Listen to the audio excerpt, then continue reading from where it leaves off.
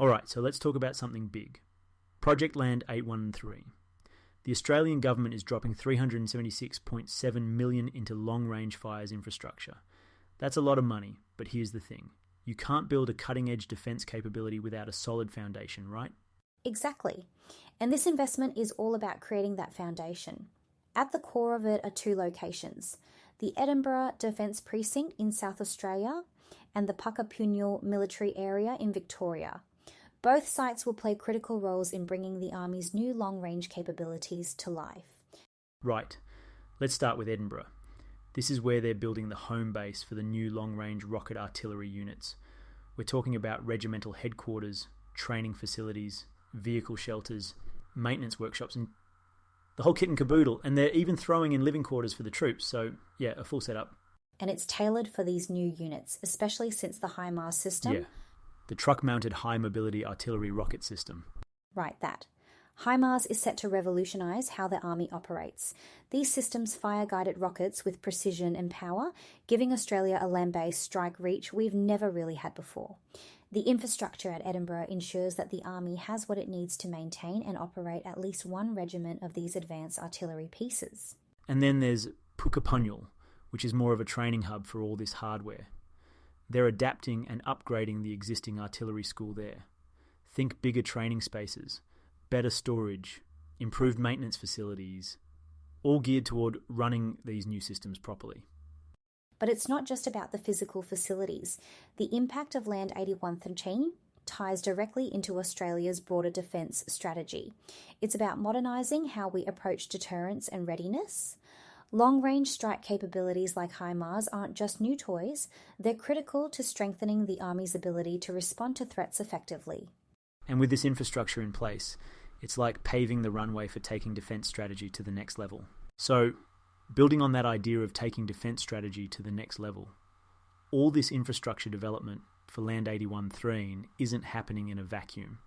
It's deeply connected to the 2023 Defence Strategic Review and what's expected in the 2024 National Defence Strategy. It's about aligning with the bigger picture. Exactly. Both of these strategies emphasise the need for enhanced deterrence and operational readiness. Long-range fires like HIMARS aren't just flashy upgrades, they're a calculated move to strengthen Australia's ability to project power and respond to threats. Think about it. It's all about moving the Army into the modern era. These facilities are the physical manifestation of policies designed to give us an edge in an unpredictable world. And the government is clear. Speed matters. They're pushing for rapid acceleration because the stakes are, well, they're kind of high. But here's the catch. It's not just about deploying these capabilities. You've got this huge infrastructure project that's hitting at a time when the construction industry is stretched thin.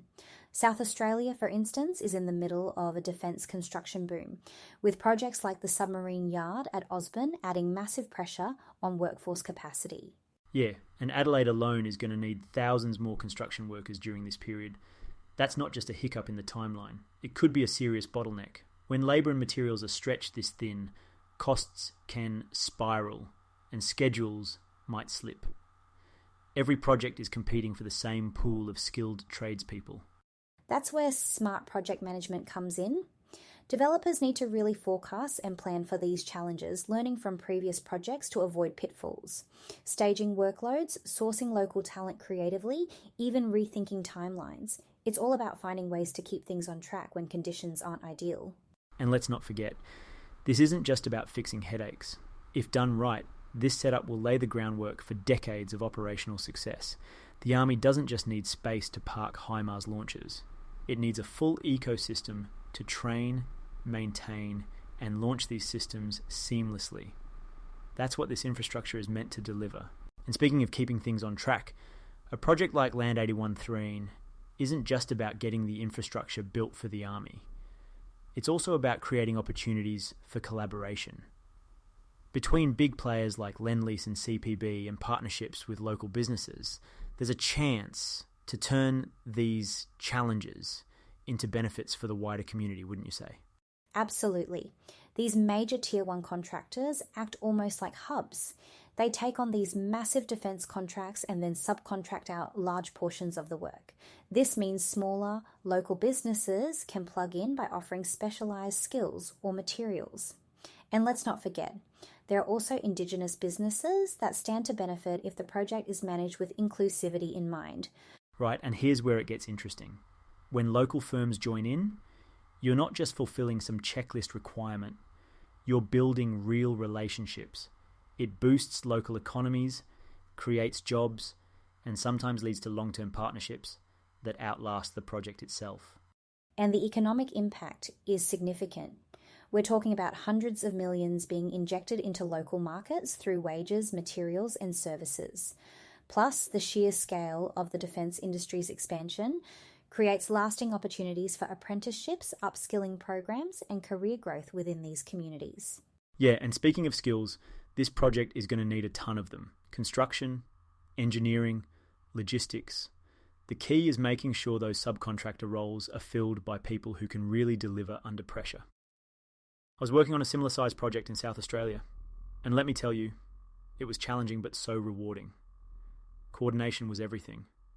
Without it, the work would have fallen apart.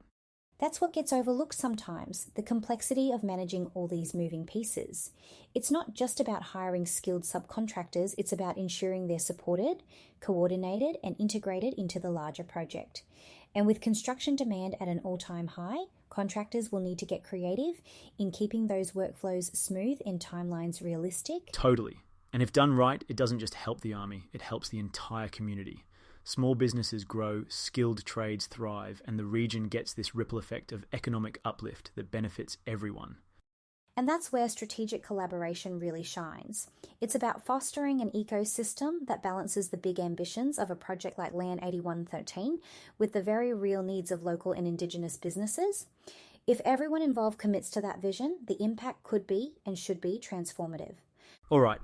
As we reflect on these opportunities for collaboration and the broader impacts these efforts can have, we just want to remind all our listeners to join the DECnet mailing list. Yes, it's a fantastic resource. They keep you up to date on the latest defence estate news, upcoming projects, and even opportunities for subcontractors and consultants. Exactly. Whether you're a seasoned contractor, a small business, or just interested in how these projects shape our future, it's worth signing up.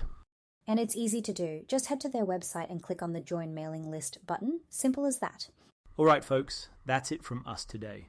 It's been great digging into Project Land 8113 and its impact with you. Absolutely. We hope you found it insightful, and we'll catch you next time. Take care, everyone.